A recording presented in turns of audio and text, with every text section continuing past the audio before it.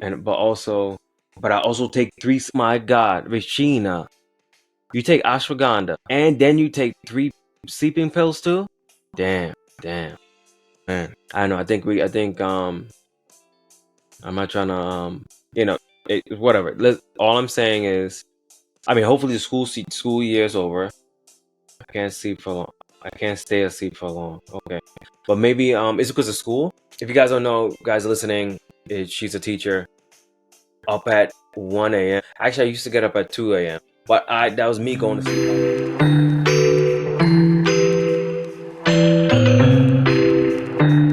Hey everyone, it's Shane. Thanks so much for tuning in. Just when you get a chance, hit that subscribe button or hit that follow button if you listen on podcast. Greatly appreciate it.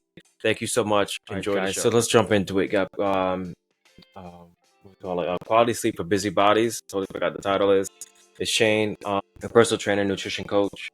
Alrighty. So let's first dig into the $1 million walk step challenge. So first and foremost, thank you guys so much for those who participated. I really appreciate it. From the bottom of my heart, I really, really do. The first goal was to get to 300,000. But we pretty much hit that within 4 or 5 days. And then we finished off with 3,130,743.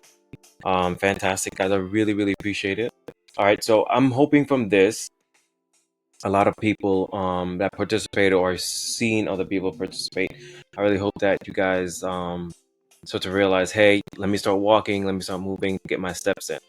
All right, it'll be very, very, very beneficial for you in the long run.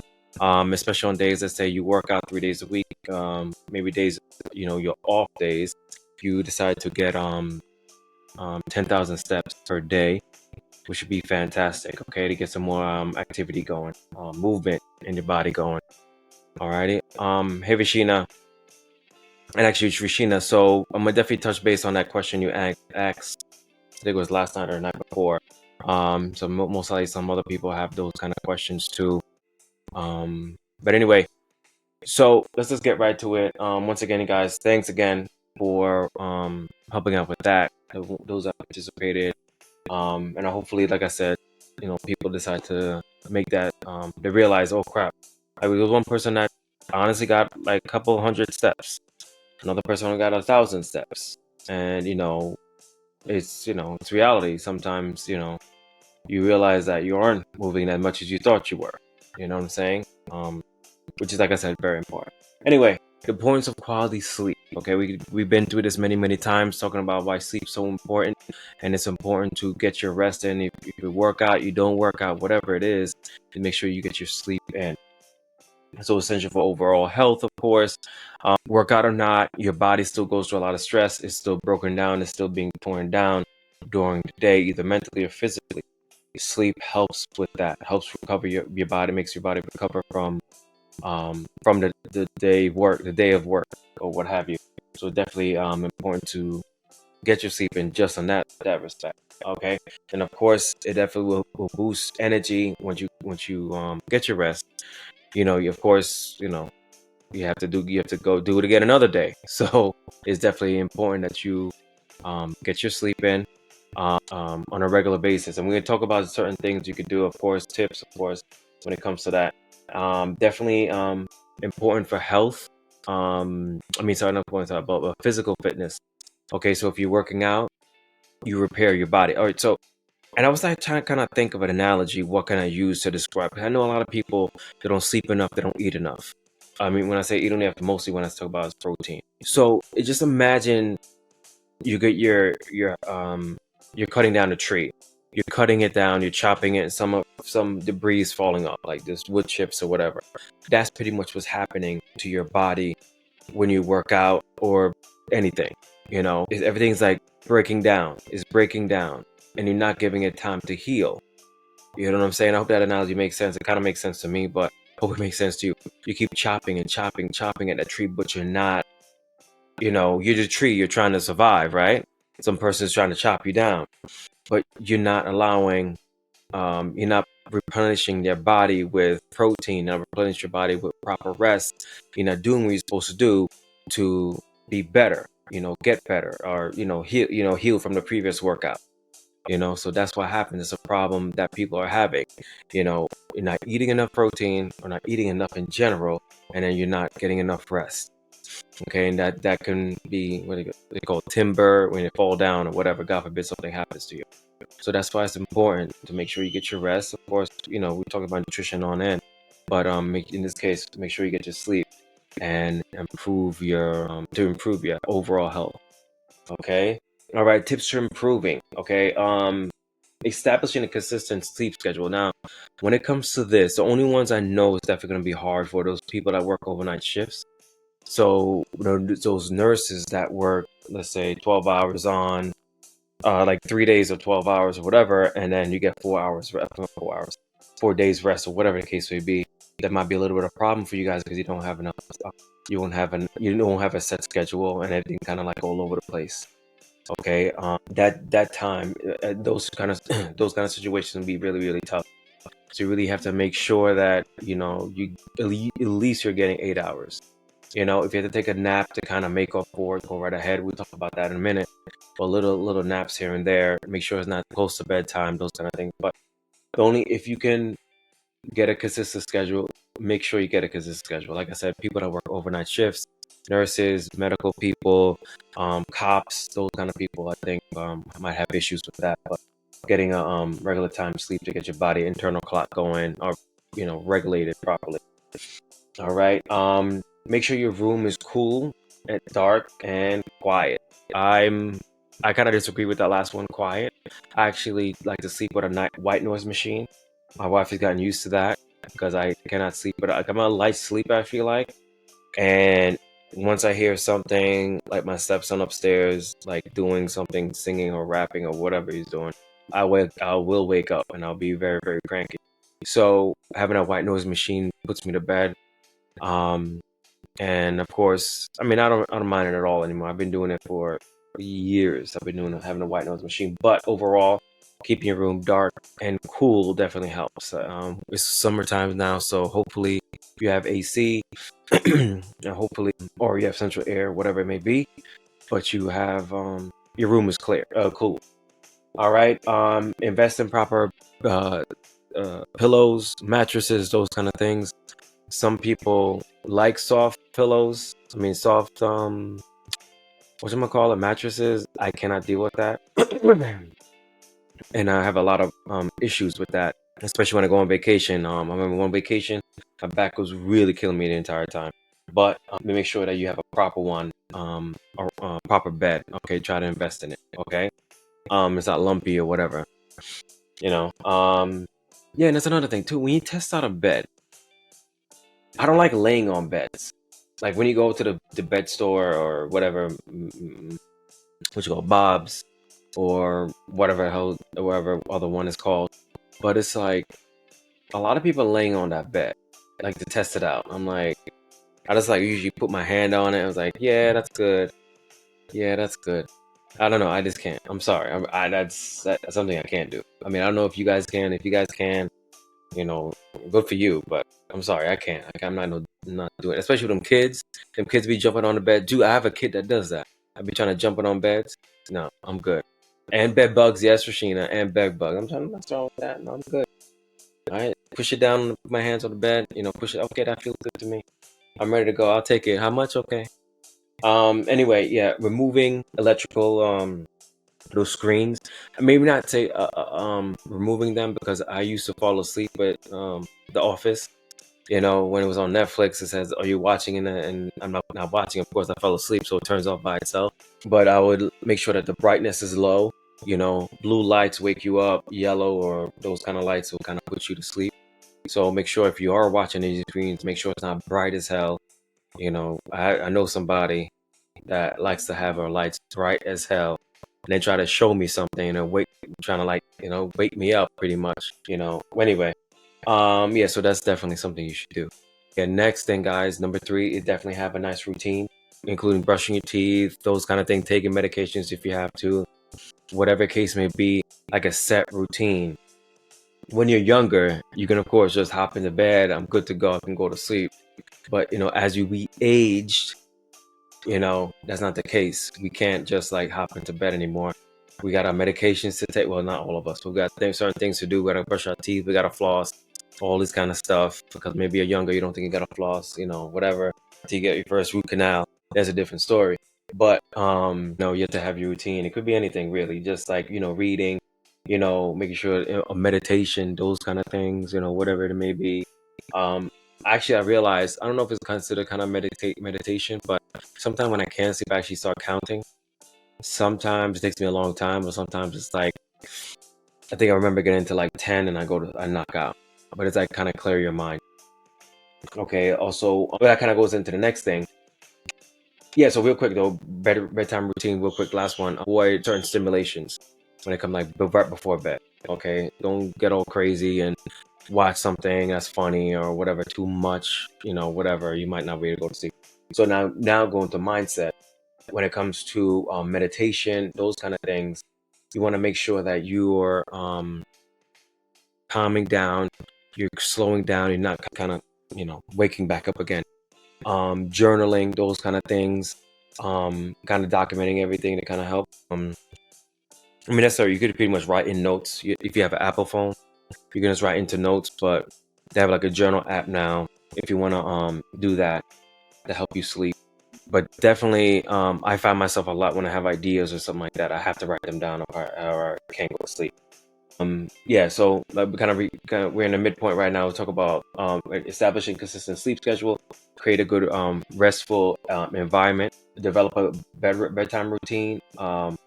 Yeah, bedtime routine, and mind. Now next is mind your diet. Okay, so we're gonna get more into detail in a minute, but let's try to avoid certain things. Okay, real quick, caffeine and alcohol.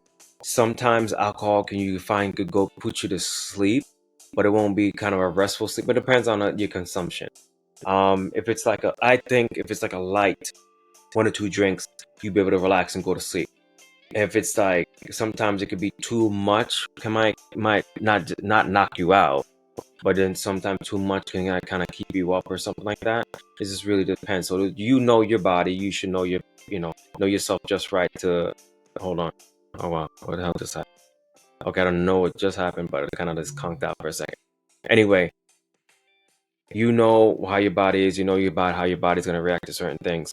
All right, so be careful of that. Um, light snacks, opt for light snacks. But like I said, I'm gonna go in more detail in this in a couple of minutes. But just like mainly alcohol, you have to be careful of alcohol. Okay, I mean, sorry, caffeine, I should say. I can't have caffeine and after 12. After 12, it's like a wrap. Then I'm gonna have trouble going to sleep. I have to take a melatonin. I have to take something to help me go to sleep. Excuse me. All right. Regular exercise regularly, but just be mindful. Don't want to exercise at nighttime. It's too close to your bedtime, and make sure it's not like say you trying to go to bed at 8, but you have a class at 6:30 or 6 o'clock. High intense burpees and all kind of stuff. You think you might be able to go to sleep, maybe not. Most likely your heart rate's gonna be up, your body's all warm, you take a bath, you're still sweating or whatever the case may be, and you can't go to sleep right away. Okay, so just be mindful of that. And like I said before, oh yeah, no, this one is managing stress. I kind of got ahead of myself about meditation, about journaling. Um, it's very, very yeah, breathing exercises too. I've actually tried that too. It actually does kind of help. But stress, of course, your mind can stop. Good to journal everything. Okay, I just got ahead of myself. I was skipping around. But now be limiting naps. So if no one really in adult life or that's adulting really has much time to take naps, but if you can, I can't believe I'm saying this, but yeah, if you can, definitely try to do it at nighttime. I mean, do it when you're what you gonna call it? I'm trying to read your question. I'm trying to say this too. I get you 1 second, Rashina. But if you're gonna take a nap, just try to make sure that's like late afternoon, not definitely not the evening. So don't try to nap after 4 o'clock if you're trying to go to bed at like 9 or 10. Don't try to nap at 4. Or make sure it's like a short naps, like 20 to 30 minute naps, not too much. All right, how many hours between working out and going to sleep should you do? I'll say about 2 hours. Maybe like no, because sometimes realistically, are you going to like say you're trying to go to bed at 8? Are you going to bed at 8? Or are you starting your routine at 8?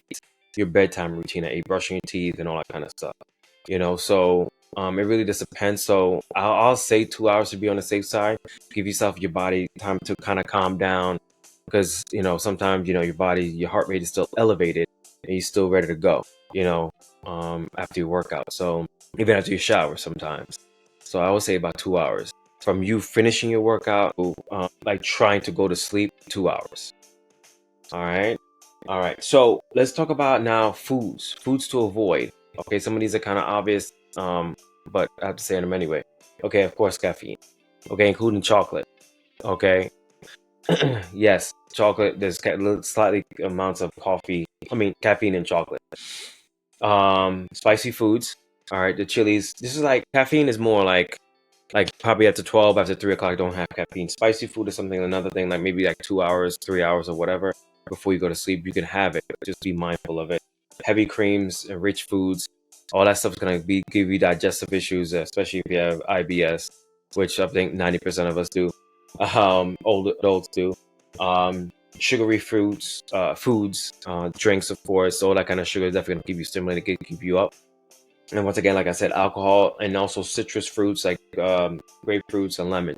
Some of this stuff might vary. Like I know some people have a low tolerance, or is it low tolerance? No, a high tolerance for caffeine, so they can have caffeine, any amount of caffeine that they want, and no problem. So if you can, I mean, your body, but just be careful of certain things and be mindful of it. Don't not have, don't not get sleep. Don't I don't know. It's like I don't like when people ask, "Oh, do you want to have coffee?" Like when you finish your dinner, you go to certain restaurants and say, "Oh, do you want any coffee or tea or coffee?" Like I don't. Why? I don't. I mean, some of these people getting regular coffee too, not decaf. We're not talking about decaf here. We're talking about regular ass coffee. I don't know how people do that, and it's like dinner time. But if some people can do that. I know sure as hell I can't. Like I said, knowing your body, knowing what you can do, what you can handle. All right. Foods to have before dinner. Most of these ones are stuff that has magnesium and things to help you sleep. Greek yogurt has potassium and calcium to kind of relax you. So anything with magnesium, like chamomile tea, could definitely help if you're gonna have a tea. Let's see, a non-caffeinated one, especially. I remember, I think I had a long time ago. I had a what you call those things? It's like fake sugar stuff. Like a long time ago, you just add water or we'll put in water. Crystal Light, Crystal Light. I had no idea. I didn't pay attention. It had caffeine in it, and I wondered why I wasn't getting sleep. And I found out, yeah, it had caffeine in it. Bananas has potassium, magnesium to help relax your muscles. As I said, chamomile tea, kiwi as well, serotonin help you sleep. Tart cherry juice. I definitely watch out for the sugar. Contains melatonin. Warm milk. We probably heard that many times. Have some warm milk before you go to bed, except for if you're lactose intolerant. But almonds as well has a good source of magnesium. Bananas, yeah, I told that already. But there's a lot of things you can have that can help you go to sleep. Natural instead of taking melatonin tablets or whatever. And of course, actually one of the tips, not tips, but yeah, one of the tips, sorry, is just seek professional help. And there's tons of medications out there, but there's always ways to help you go to sleep. But it's always hard to stay asleep. And I find out that that's the most common issue people have when it comes to sleep. They're not being able to fall asleep. And sometimes I have that issue when I'm stressed. So sometimes people have to take medication. Or sometimes I know some people there's like a pill they might use, and then they have half of it to help them go to sleep. Have the glass of water, have the pill next to them, and then they take the other half to go to sleep, go back to sleep, so they can at least try to get the 8 or 7 hours that they're trying to get. So it could be hard for a lot of people, and they might not be stressed out. There's something else that's nagging them, bugging them, and they can't go to sleep. I mean, any questions when it comes to that? I mean, we talked about it many times before, but yeah, sleep is very, very, very important to overall health and overall everything. I mean, like you're trying to build muscle, everything happens when you sleep. You're trying to lose weight, it happens when you sleep. It doesn't happen when you work out, and that's a lot of times people think it does, but it's all this water weight that you're losing. Even naps, those are powerful too. Naps are powerful. If you get a chance, take a nap. All right. Any questions about those? I mean, I'll kind of skip through. I went through kind of fast, but I think I touched on everything. I mean, it's important about routine. I'm definitely gonna put something up where you guys can see my recommendation when it comes to having good sleep. I put it up on Friday, but yeah, it's good. It's good. Let's make sure we get our sleep, okay? Now, if there's no questions about anything, it doesn't have to be about this. It's Q&A. Anything. I take ashwagandha too. I have not had ashwagandha. I wouldn't mind trying that. It helps. It helps to unwind. Yeah, and actually, speaking of which, I'm not gonna. I'm not. It was not illegal. You know, like I say, I don't say my mother-in-law gave me and Connie something for it had what you call it, CBD or whatever. Or, I don't know the jargon or whatever, but it has something in it to kind of help you do the same thing. Kind of, it's like a gummy. It kind of helps you calm down and relieve pain and all this kind of stuff. I mean, did it help me? I actually took it last night. Did it help me go to sleep? No, I think I was tired and I went to sleep. But you know, there's a lot of things out there more natural, I guess you could call things. Ashwagandha, I had to try, and I mean, I definitely want to look into it more. But I keep on hearing about that. Um, but yeah. So there's something else. Ask away any questions, of course, ask away. But because we finished the topic what we had to talk about, but there's another topic that actually this topic came to me because of somebody that's usually in this chat a lot. It's a gummy and it helps. Yeah, yeah, yeah. It's kind of nice to have something sweet at nighttime too. You have that gummy, pop that gummy, you know. But I also take three. My God, Rashina, you take ashwagandha and then you take 3 sleeping pills too. Damn, damn, man. I know. I think I'm not trying to you know whatever. All I'm saying is, I mean, hopefully the school year is over. I can't sleep for long. I can't stay asleep for long. Okay, but maybe it's because of school. If you guys don't know, guys listening, she's a teacher. Up at 1 a.m. Actually, I used to get up at 2 a.m. But that was me going to sleep by myself at times. You know, not taking 3 pills and then go. Man, that's what I'm telling you, man. It's like, man, just life. Damn. So it's not because of school. It's not because of anything. It's just. Wait a minute. What about that big ass coffee you take? You still taking that? There was like 32 ounce of coffee. It could be that too now. It could be that too. You're probably more sensitive to the caffeine that you don't realize it. Man, that's that. Yeah, man. But anyway, we'll move on. Keep talking. Yeah. Hello, decaf. You have my goodness. So you. Wow, Sheena. Oh my goodness, man. Oh, I only drink. You mean? Okay. I don't know, Sheena. You only do 12 ounces of decaf coffee. That's it, and then you be still waking up. I don't know, Rashina. I mean, maybe something else is going on. I don't know. I mean, I'm just gonna say maybe we need to, maybe something's up here that we need to get off our chest. Something in your, that's stressing you out. Because that's a lot. That's a lot, man. 3 pills. Oh God.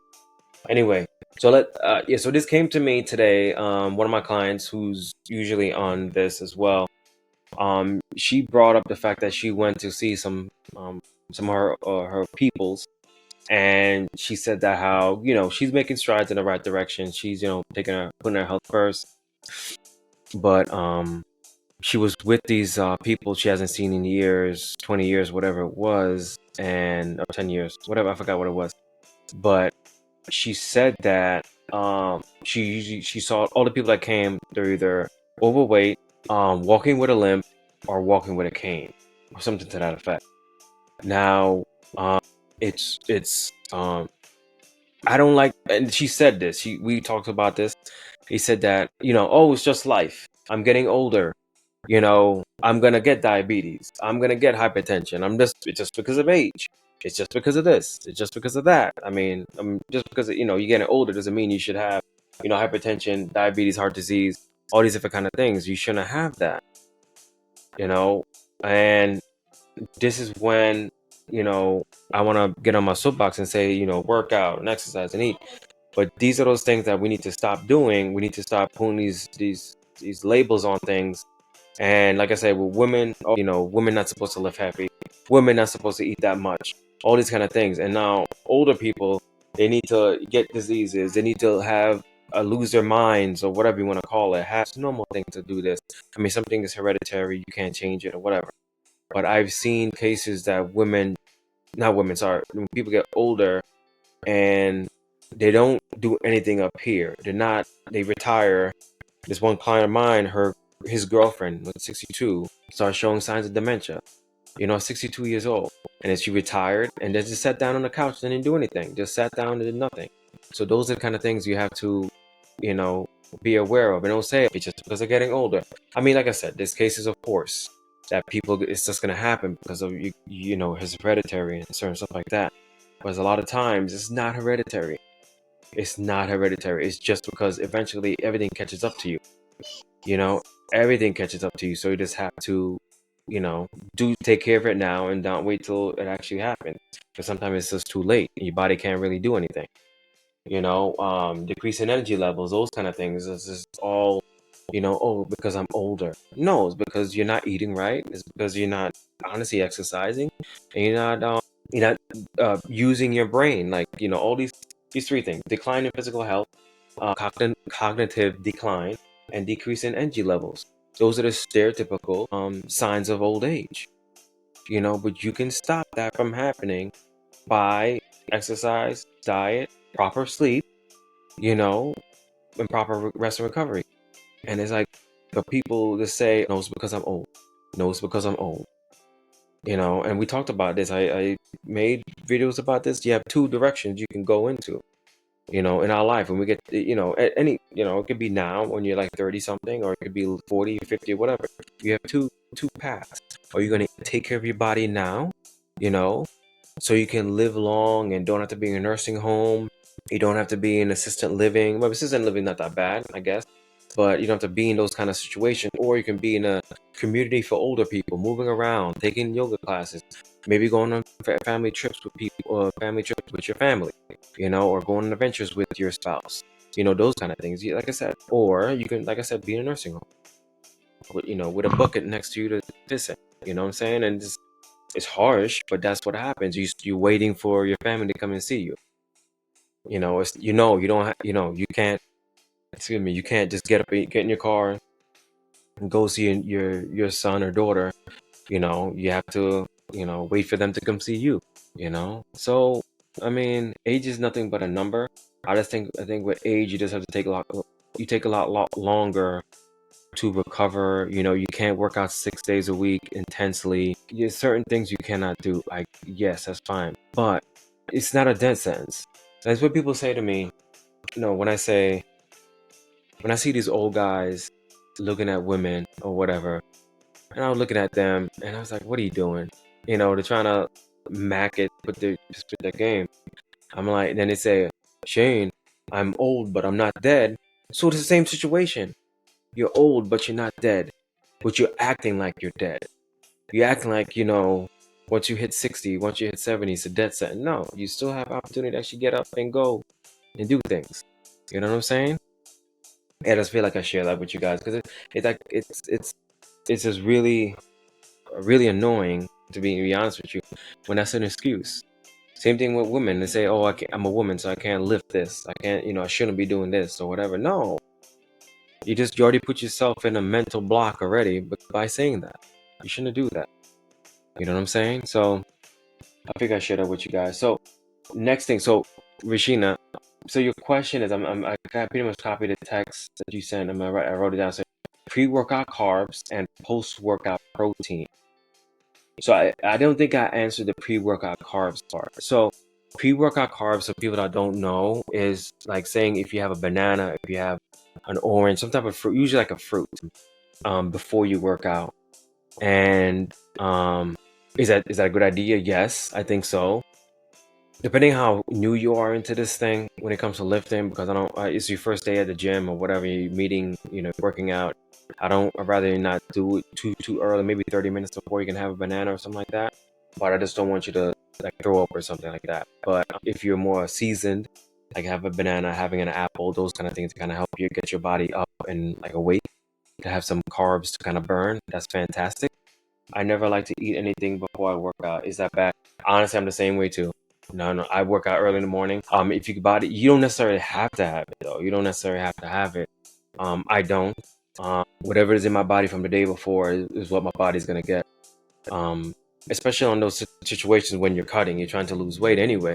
So it's hard to necessarily get your carbs in or whatever it is. So I don't know. I just think it's not a bad thing though, Christine, to answer your question. Because like I said, I use it. I mean, I don't eat anything. I work out early in the morning, as early as I can. And I just have whatever's in my stomach. That's it. And I keep it moving. Some people that's at times, at these kind of situations when people don't eat anything, also they have pre-workouts. I don't have pre-workouts either. I don't do that anymore. I used to. I don't have caffeine at all. It's honestly, I have maybe caffeine maybe once or twice a month, depending on if I need it or not. In general, but yeah, I know some people that have don't eat anything like myself before they work out, and or um they don't have anything, but they have pre-workouts. Yeah. But then yeah, so pre-workout carbs, yeah, stuff like banana, whatever. It's a good idea, it's a bad idea. It's just pretty much depend on you. Then also post-workout protein, very, very important. Very, very, very important, guys. You get that protein in your system after you, because your body's gonna be starving for it. Your body's gonna be starving for protein. So I'm trying to convince some people. I mean, I have a few people. I know a few people. I have clients that have the whatchamacallit, the bariatric surgeries. And actually, I don't know if you guys. I'm gonna watch it. I'm gonna watch it. The botched bariatric surgeries. That's on Max TV. Max. Yeah, I think Max, the streaming service, or Discovery or whatever it's called. I'm curious to watch that and see what actually goes down with that. But anyway, especially like I say, especially when it comes to people with bariatric surgeries, timing is everything. So, bariatric surgery or not, what I think people should do is though have your protein shake right after you work out. Let's say if you have it, I'm saying if you have it in the morning, or even in the afternoon. Have your protein shake literally when you're walking out the door of the gym, or not maybe not stretching, that's probably too soon, but like literally walking outside the gym, going to your car to leave or whatever. And then by the time you get home, take a shower, cook whatever you have to cook, you can definitely have a meal. Okay, that's bariatric surgery or not. You can definitely have your last meal or your breakfast or whatever the case may be. I mean, depending how big it is. But then just be careful if you have a protein shake. If you're gonna do something like that, be careful of milk. If you have a milky, if you're putting milk in the protein shake, if it's like a milky whatever, like say if it's one of the pre-made ones or whatever. But if you can have your protein shake in your bag, so as soon as you're walking outside to your car, you have it.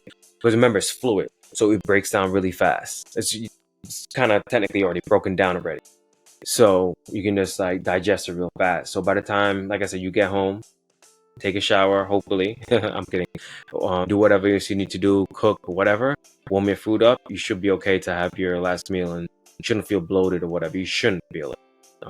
Then if you do, then you have to kind of gauge it properly. But the protein shake in general is important.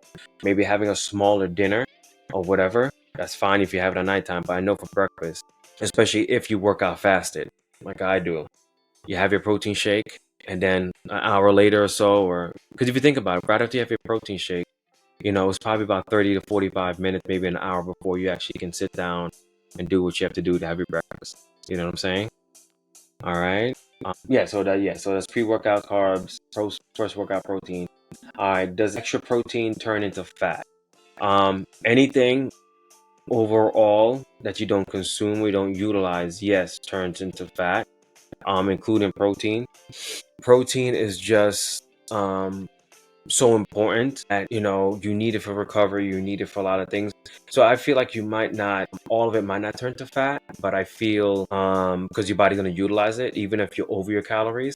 Because remember, protein is for rebuilding your body, um and building muscle, lean muscle. That's very essential, very, very essential. Then you have fat for hormone regulation and energy production, those kind of things, or whatever. But then carbs is for energy, So if you have a surplus of protein, it's hard to really get that, to be honest with you. But If you have a surplus of protein, yes, it will turn to fat. If you only have a surplus of protein, I mean, you have a surplus of everything else, it's, of course, it's going to turn to body fat. Stored energy, it turns into fat. Okay, so remember, when you eat, have a cheat day, whatever, it won't automatically turn into fat the night of. It takes time. It will turn into fat. Yes, that's if you don't utilize it. Goes into your muscles, glycogen, and all this kind of different stuff that happens in your body.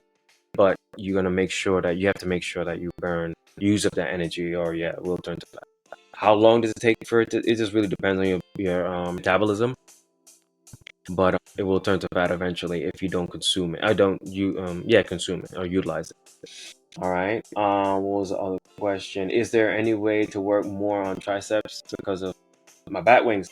And like how often? Okay, so same thing with abs, same thing with arms, same thing with thighs, your butt, and anywhere else. Your body's gonna lose the weight where it wants to. Everything is about genetics, really. Most likely, women, yes, they have the bat wings and all that stuff, but it's really gonna depend on your calories in, calories out. Remember, the body fat is stored energy. Okay, that's all it is. So you have to utilize that energy to get rid of it. That's all it is. You can't specifically work on that body part and expect to spot reduction, expect to lose weight. You can't do that. Okay, so when they say abs are made in the kitchen, it goes for everything else. Great arms are made in the kitchen. Great thighs, great butt, great all that kind of stuff is made in the kitchen. So like I said, remember, there's levels. There's levels to this, whatever they always say, but there's levels when there's your skin, then there's body fat, then there's a muscle. So you want to get rid of the body fat, that's separating the muscle between it. That separates the muscle and the skin. So you have to get rid of body fat. You have to get rid of that stored body fat. So sleep is going to be important. So, I mean, I don't know if you feel like you're stuck, you can't go anywhere, Rashina, but the fact that you're telling me, you're waking up, you're having that much trouble sleeping, you might just have to take some time to actually fix that before you start really seeing any results that you want. It sucks.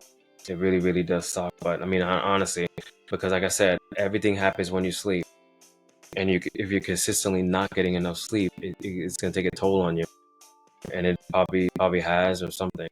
Okay. All right. So, I mean, that's pretty much all I have for today. We talked about quality sleep. We talked about these common issues people believe happen with age and things you can't stop from happening because of age. And then we answered your question. I mean, is any other questions you guys have about anything? I mean, it's summertime. I'm a little bit nervous. My 20-year high school reunion is coming up. Man, it's gonna be interesting. Nope, I'm good. Okay, Rashina. Alrighty, so I think we're gonna wrap it up here. But that was good stuff. You old, yes, I know. Rashina, you going? You going to the reunion or no? I actually found out my twin brother, he's not going. You're welcome, Christine. Yeah, my twin brother's not going. But it is what it is. But anyway, guys, thank you so much for watching. You're not Sheena. Man. Anyway, yeah. But anyway, guys, thanks for watching. Thanks for listening. Yeah, yes, yeah, I know. Trust me. It was a lot of money. I hope it was worth it. I don't know. I hope it's worth it. But I mean, it should be nice to see people from I haven't seen in 20 years. Oh my God, it's been 20 years. My God, the time I've been away, I could have had an 18-year-old kid right now. My God, that's just mind blowing. Anyway, I'm not old. I'm young. It's all mental. Anyway, guys, thank you so much for listening. It's our God. All right, guys, have a good one. Thank you so much for listening. Take it easy. Are you ready to transform your health and wellness journey? At Condappa Strength, I'm committed to helping you achieve your goals through my 3 pillars for results. First, I educate, equipping you with essential knowledge to understand your body and its needs. Then I execute a tailored plan, ensuring every step is personalized to your unique lifestyle. Finally, I encourage, providing accountability and support every step of the way. Get ready to unlock your full potential and thrive in every aspect of your life. Visit me today and let's embark on this journey together. Check me out at condappastrength.com.